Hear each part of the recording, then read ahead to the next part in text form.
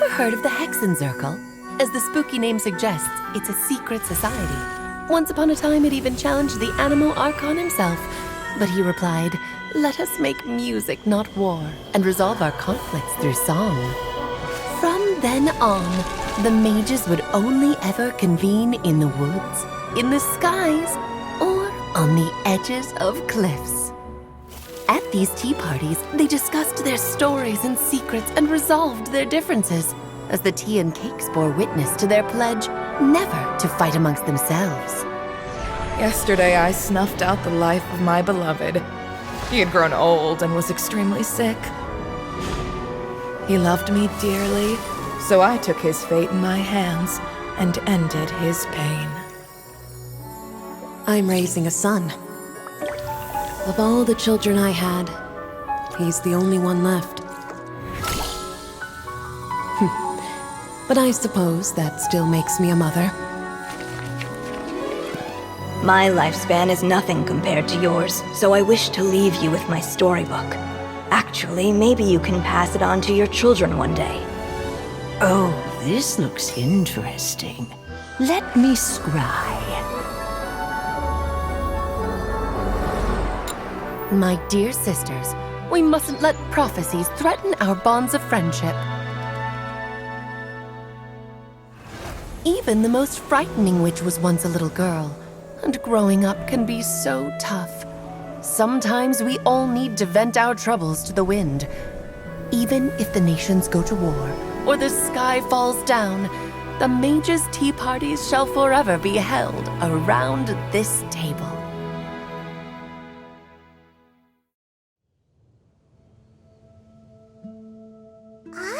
So this is where the legendary mages held their meetings! That's right.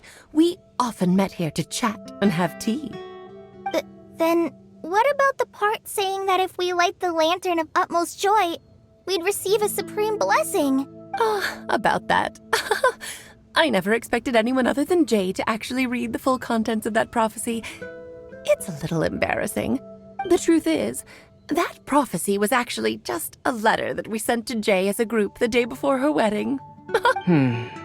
So it was indeed written by all of you. I must thank you for resisting the urge to immediately reveal the truth to everybody, Albedo. Knowing you, you probably figured out everything the moment you laid eyes on the message. No, it took me a little longer than that. A flower that is not of this world, a guide who will never get lost, one who would never lie, and a legend that never ends. These 4 descriptions signify 4 individual mages. When a member of the organization had to leave the group to spend the rest of her days with her beloved, the other mages would write down this prophecy and send it to her to invite her for a final get-together. A flower that is not of this world signifies, of course, flowers that do not naturally exist in this world.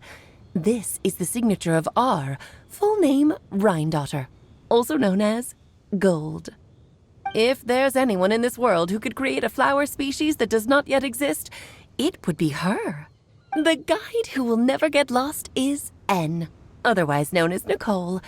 You may not have encountered her yet, but she is a truly extraordinary woman who has made this world's direction and order her subject of study. Some of you may be fortunate enough to have already heard her voice. Like a prophetess, she will only speak to guide people toward the truth when a change has occurred in the world. She has a tendency to suddenly speak in someone's mind without any warning.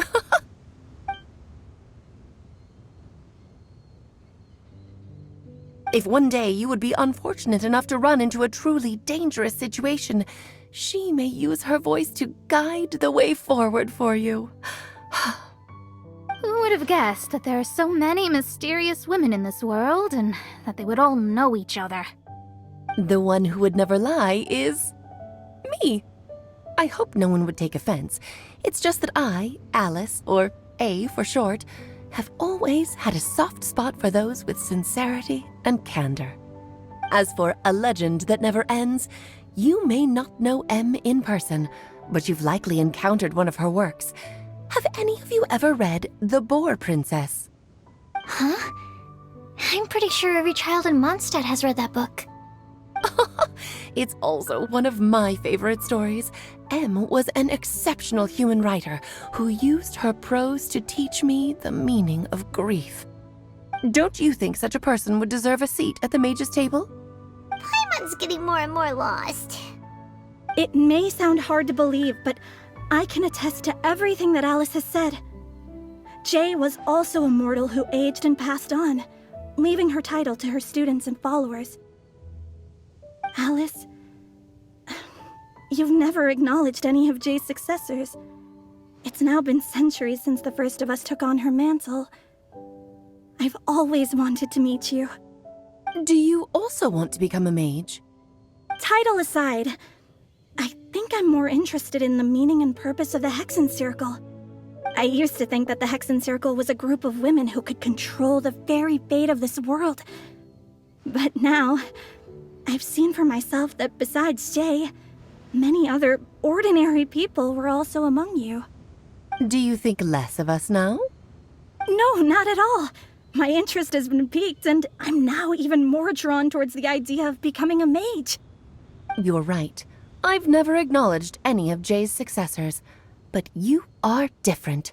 You are much more fascinating than any of your predecessors. Oh, has someone finally piqued Aunt Alice's interest? Now is not a good time, Scarlet, but as soon as I am able, I will seek you out for a meeting. I want you to tell me all about Jay's married life back in her hometown. So the mage who received the prophecy letter from all of you was Jay? She left the Hexen Circle after getting married? Precisely. There was only one way the letter could have been interpreted. She would have known what we meant as soon as she saw the message. We were just asking one thing of her. Please come to see us again. Before you go and settle forever with your happiness, please come share some of it with your best friends and sisters. So, the Supreme Blessing actually meant... All journeys are fleeting and will eventually come to an end. What will give us the most fulfillment and happiness in the end are those who will greet us at our journey's destination. Dear child, I believe you can also understand what I am talking about. We women will always have many troubles and encounter pains and frustrations that will keep us up at night. But no matter how hard things may become, we will cross mountains and oceans to see our best friends again, regardless of how many years have passed or how far the distance may be. As long as we can be with our beloved friends, our hearts will be filled with joy. To us mages, that's what being supremely blessed is all about. Oh, I still don't get it, but I do know that all the mages are Mom's best friends. If you ask how I see it, the Hexen Circle is just a group of ladies that I spent my youth with. Anyway, I'll introduce some of the other members to you all later. I still have a few things to attend to, so this will have to do for today. Bye, Mom! Todoko says bye, too! Goodbye, darling, and farewell to all of our other friends as well. I'm sure we'll see each other again. Oh, now that I think of it, isn't it getting close to that time of year? Yes, it's Windbloom again, Alice. it's also a special anniversary date. I'm sure you still remember. Yes, I do remember now. It was on this day many, many years ago that Jay tied the knot. Ah, just in time for the Festival of Love and Freedom. Everyone, please enjoy this year's Windbloom Festival to the fullest.